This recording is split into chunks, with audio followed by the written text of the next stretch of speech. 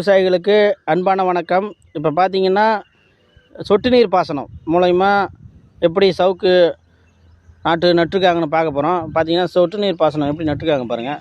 சொட்டு நீர் பாசனம் ஓஸு போட்டு ஒவ்வொரு பாத்தியாக போட்டு 3.5 3.5 அளவு போட்டு நட்டுருக்காங்க. இதனால் பார்த்தீங்கன்னா இந்த கண்ணுக்கு அதிகமாக பூண்டு களைகள் அதிகமாக இருக்காது. சொட்டு நீர் பாசனத்தில் போட்டதால் பாருங்கள், நல்லா அளவு வச்சு ஒரு அளவுக்கு ஒரு ஹோல்ஸுக்கு தகுந்த மாதிரி ஒரு கன்று நட்டுருக்காங்க பாருங்கள். அப்படியே பாருங்கள், டோட்டலாக எல்லாமே சொட்டு நீர் பாசனம் தான் பாருங்கள். அது இழுத்து சொட்டு நீர் பாசனம் தான், ஃபுல் அண்ட் ஃபுல்லு சொட்டு நீர் பாசனம் போட்டிருக்காங்க. விவசாயிகள் பார்த்து இதை பயனடைய மாதிரி கேட்டுக்கிறோம்.